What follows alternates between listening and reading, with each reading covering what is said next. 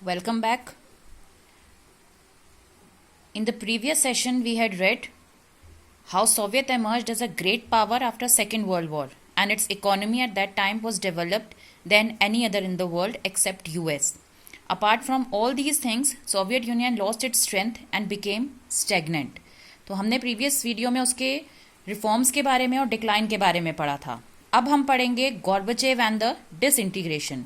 So Mikhail Gorbachev was a general secretary of the Communist Party, that is the Soviet Union, in 1985 and wanted to reform the system. Mikhail Gorbachev जो थे वो reform करना चाहते थे system को. Was a general secretary in 1985 of the communist party. Reform का meaning होता है he wanted to change the system. Why? To keep USSR well informed of the information and technology of the West. जो US थी, जो waste था, वो information और technology में धीरे धीरे यूएसएसआर से आगे बढ़ रहा था. तो उसको रिफॉर्म्स चाहिए थे to keep USSR aware of information and technological revolutions taking place in the west. Gorbachev decision normalized relations with West and democratize and reform system effects no one intended or anticipated. तो गॉर्बचेव ने जो भी decision लिए relations को normal करने के लिए US के साथ, उसमें किसी ने भी किसी भी तरह की दखल अंदाजी नहीं करी. People in East European countries वो part of Soviet bloc started protesting against own governments and Soviet control. तो जो लोग थे ईस्ट यूरोपियन कंट्रीज के, इन्होंने धीरे धीरे क्या करना शुरू करा, वो लोग जो कि सोवियत ब्लॉक के पार्ट थे, इन्होंने प्रोटेस्ट करना शुरू कर दिया, आंदोलन करने शुरू कर दिए, और इनकी प्रोटेस्ट को किसी ने भी रोका नहीं. वेयर एज जो पुराने जनरल सेक्रेटरी थे यूएसएसआर के, वो अगर कोई प्रोटेस्ट होता था तो रेड आर्मी को भेजते थे. जो रेड आर्मी है, सोवियत यूएसएसआर की जो आर्मी है, उसको रेड आर्मी कहा जाता था.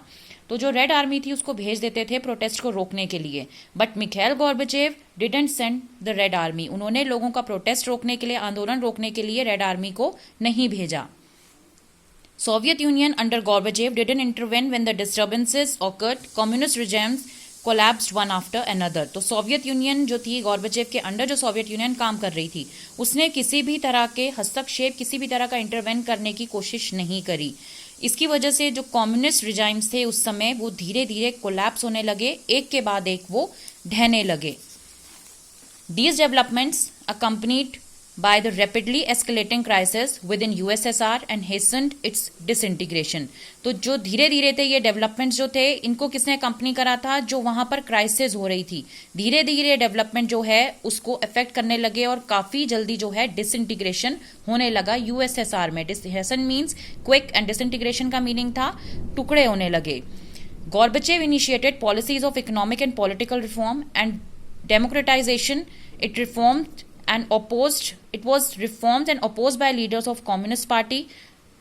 इसमें क्या था, इन्होंने क्या इनिशिएट करना शुरू करा, he initiated political and economic reforms. People should be given democratic power as they are living in an independent nation. तो गॉर्बचेव का मानना क्या था, इन्होंने उस समय पॉलिटिकल और इकोनॉमिक रिफॉर्म जो है वो लाने शुरू कर दिए, यूएसएसआर के अंदर चेंजेस लाने शुरू कर दिए. इनका मानना क्या था, that people should be given democratic power. उनको आज़ादी मिलनी चाहिए, उनको डेमोक्रेटिक पावर मिलनी चाहिए. Why? As they are living in an independent nation. वो एक इंडिपेंडेंट नेशन में रह रहे हैं, इस कारण. तो इसकी वजह से क्या हुआ, a coup took place in 1991 and it was encouraged by communist party hardliners. तो एक कूप हुआ 1991 में. कूप का मीनिंग होता है तख्ता पलट, कि कहीं से जो लीडर है उसको हटाकर वहां पर किसी और लीडर को ला दिया जाए. तो कूप टुक प्लेस इन 1991. अब इसके पीछे की हम थोड़ी सी स्टोरी देखेंगे कि ये जो कूप हुआ था इसको अगस्त कूप भी कहा जाता है. इस कूप में प्रॉब्लम सबसे ज्यादा किसको क्रिएट हुई है, कम्युनिस्ट पार्टी के जो हार्डलाइनर्स थे. हार्डलाइनर्स कौन होते हैं, जो कट्टरपंथी होते हैं, जो कट्टर होते हैं किसी पॉलिटिकल पार्टी को लेकर. They are known as hardliners. तो एक कूप हुआ था, that was also known as August coup. हुआ क्या था कि जो गॉर्बचेव थे, Mikhail Gorbachev, he had gone for vacations बनाने गए थे. तो वहां पर जो पार्टी मेंबर्स है वो पहुंच गए. उन्होंने क्या कहा, that either you declare emergency और the political and economic reforms, the political and economic changes which you have made, just take them back. या तो जो इमरजेंसी है उसको लगाओ, या फिर क्या करो कि आपने इकोनॉमिक और पॉलिटिकल रिफॉर्म्स जो चेंजेस लाए हैं उनको खत्म कर दो, उनको वापस ले लो, या हम में से किसी एक को जनरल सेक्रेटरी बना दो और अपनी पोस्ट जो है खाली कर दो. तो what was the reply given by Mikhail Gorbachev? He replied that do whatever you want to, I won't change anything. उसने साफ इनकार कर दिया. तो ये जो हार्ड लाइनर्स थे कम्युनिस्ट पार्टी के, ये लोग वापस आए और उन्होंने क्या किया? दे डिक्लेयर्ड इमरजेंसी देमसेल्व्स. इन्होंने खुद ही आकर इमरजेंसी जो है वो डिक्लेयर कर दी. तो people didn't want old style rule of communist party. अब जो कम्युनिस्ट पार्टी थी, कम्युनिस्ट पार्टी कौन सी होती है? वो पार्टी जो कि मनमानी करती है. तो सोवियत यूनियन में उस समय सिर्फ एक कम्युनिस्ट पार्टी थी. लोग जो हैं पुराने तरीकों से ऊब चुके थे कम्युनिस्ट पार्टी के. Opposition to this coup, Boris Yeltsin emerge national hero. अब इस जो ये कूप हुआ था, इसके ऑपोजिशन में कौन आए? बोरिस येल्सिन थे. वो एक नेशनल हीरो की तरह उभर कर सामने आए और इस कूप के ऑपोजिशन में खड़े हो गए. अब जो लोग थे उन्होंने क्या किया? जो बोरिस येल्सिन थे, he oppose the coup and the people supported him. लोगों ने उनको सपोर्ट करना शुरू कर दिया. रीजन क्या था? दैट गॉर्बचेव ने जो आज़ादी दी थी लोगों को, पॉलिटिकल और इकोनॉमिक रिफॉर्म्स, जो चेंजेस वो लाए थे, जो आज़ादी लोगों को देनी शुरू करी थी, लोग जो हैं उस आज़ादी से खुश हो गए थे. They wanted to remain, they wanted to be in a democratic country, they wanted to live in a democratic country. तो लोग जो थे इस चीज से खुश हो गए थे. और बाद में इलेक्शन जब हुए हैं तो जो बोरिस येल्सिन थे, ही वन द इलेक्शन और उनको प्रेसिडेंट भी बनाया गया. तो opposition to this coup, Boris Yeltsin was emerged as national hero. Russian Republic, where Yeltsin had won a popular election, began to shake off. Centralized control, power began to shift from Soviet center to republics, specially in Europe, who saw themselves as sovereign states. तो जब वो election जीते हैं उसके बाद क्या है, जो जहां वो जो सेंट्रलाइज सिस्टम वहां पर था उसे बहुत ज्यादा झटका लगा. जो पावर थी वो सोवियत सेंटर से कहां चली गई? रिपब्लिक्स के पास. सोवियत सेंटर क्या होगा? अ कम्युनिस्ट पार्टी जो कि मनमानी करती है, एंड रिपब्लिक्स जो छोटी छोटी कंट्रीज थी. तो जितना भी वहां पर सिस्टम था, जो पावर थी, वो सोवियत सेंटर से, कम्युनिस्ट पार्टी से छोटी छोटी कंट्रीज में शिफ्ट हो गई. Central Asian republics didn't ask for independence and wanted to remain with Soviet federation.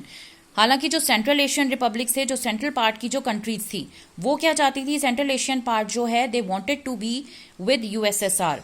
But जो ईस्टर्न पार्ट था, उन्हें आज़ादी चाहिए थी कम्युनिस्ट पार्टी के रूल से. सेंट्रल पार्ट क्यों साथ में रहना चाहता था? Because central part was poor. अब होता है कि जो गरीब है वो अमीर के साथ जुड़ना चाहता है. तो जो सेंट्रल पार्ट की कंट्रीज थी वो क्या चाहती थी? वो यूएसएसआर के साथ बने रहना चाहती थी, क्योंकि जो टैक्स मनी थी, जितना भी था, वो सब उनके यहाँ पर इन्वेस्ट हो रहा था, जिसकी वजह से वो खुश थे. So they didn't wanted to leave USSR, they wanted to remain as a part of USSR. In December 1991, under leadership of Yeltsin, Russia, Ukraine, Belarus, three major republics of USSR declared Soviet Union disbanded. तो 1991 में क्या हुआ है? Yeltsin के leadership के अंदर Russia, Ukraine, Belarus, ये three major countries थी जिन्होंने की आज़ादी घोषित कर दी. और वहां पर जो सोवियत यूनियन था, जो सोवियत सिस्टम था, उसको डिसबैंड कर दिया गया, उसका ब्रेकअप हो गया, उसको खत्म कर दिया गया. The communist party of the Soviet union was banned. जो कम्युनिस्ट पार्टी थी उसको बैन कर दिया गया. कम्युनिस्ट पार्टी कौन सी हो जाएगी? जो सोवियत यूनियन वहां पर था, जो सोवियत सिस्टम था, उसको बैन कर दिया गया. It adopted capitalism and democracy. और इसने क्या अडॉप्ट किया? Capitalism and democracy. So after this the cold war came to an end. There was an ideological conflict between US and USSR. This we had read in the first chapter कि US और USSR के बीच में कुछ ideological differences थे. जो US था वो किसको सपोर्ट करता था? कैपिटलिज्म को. USSR used to support communism, that is the socialism. ये दोनों आइडियोलॉजिकल डिफरेंसेस के बेस पर इनके बीच में कॉन्फ्लिक्ट चलता रहता था. तो यहां पर क्या हुआ? जो डेमोक्रेसी थी वहां पर जब सोवियत यूनियन को खत्म किया गया है, कम्युनिस्ट पार्टी को खत्म किया गया, तो किसको अडॉप्ट कर लिया गया? कैपिटलिज्म को और डेमोक्रेसी को. तो यूएसएसआर में क्या अडॉप्ट हो गया? कैपिटलिज्म जो है वो अडॉप्ट हो गया. इसकी वजह से कोल्ड वॉर जो है वो खत्म हो गया. क्यों? क्योंकि इन दोनों के बीच में आइडियोलॉजिकल कॉन्फ्लिक्ट थे. जब यूएसएसआर ने भी कैपिटलिज्म को एक्सेप्ट कर लिया तो फिर कोल्ड वॉर का क्या काम? तो कोल्ड वॉर वहां पर खत्म हो गई. दोनों जो कंट्रीज थी दोनों ने कैपिटलिज्म को अडॉप्ट कर लिया. So there was a conflict, ideological conflict between both of them. इसके बाद जो रशिया था, it became successor of USSR. Immediately जो है रशिया को सक्सेसर बना दिया गया यूएसएसआर का. Why? As it was the biggest nation, सबसे बड़ा नेशन था, इसलिए रशिया को यूएसएसआर का सक्सेसर बना दिया गया. रशिया जो थी, it inherited all international treaties. जितनी भी अंतर्राष्ट्रीय संधियां जो हुई थी वो सब किसने इनहेरिट कर ली थी? रशिया ने कर ली थी. And along with this it became the only nuclear power, सिर्फ एक न्यूक्लियर पावर जो है वो रशिया वहां पर रह गया था। तो जो 15 कंट्रीज थे वो सब अलग हो गए, यूएसएसआर की सारी ट्रीटीज जो हैं वो रशिया के पास चली गई। इसीलिए जो सोवियत यूनियन थी उस समय, जो ओल्ड सोवियत यूनियन थी, हम ये मानेंगे it was dead and it was buried. Soviet system जो था, जो सोवियत यूनियन था, वो खत्म हो गया because they also adopted capitalism and democracy. तो this was the topic under the chapter the end of bipolarity. Second topic, Gorbachev and the disintegration. Thank you and have a nice day.